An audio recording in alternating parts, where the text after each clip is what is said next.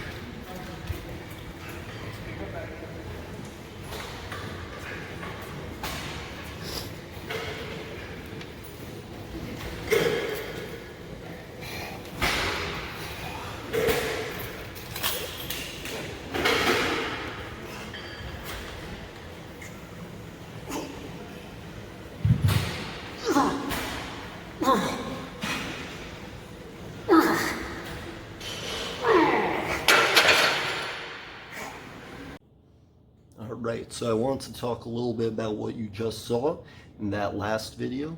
So the first thing you probably noticed is you saw me doing tricep extensions with the cable, and you might have noticed I had a slight bend at the hip.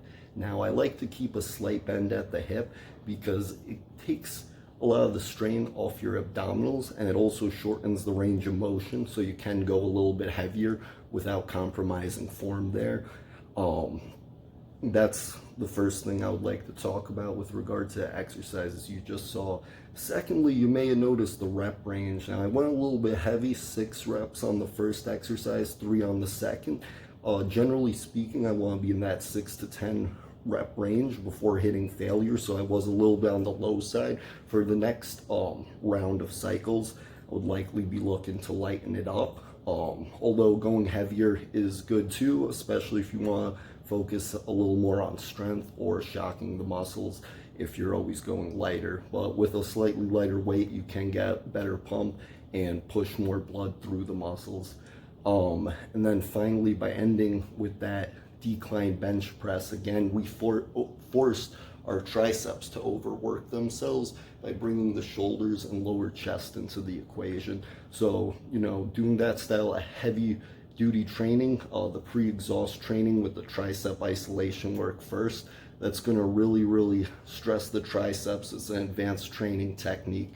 It's really great if you're training for a show and you don't want to have to do a lot of volume where you're burning tons of calories and breaking down the muscle for hours, but you want a very intense workout that's going to stimulate that growth response. So the quicker we can have an intense workout where we stimulate that growth response and then get back to recovering, the quicker we're going to get results, especially when at a caloric deficit, if you're dieting for a show or something like that.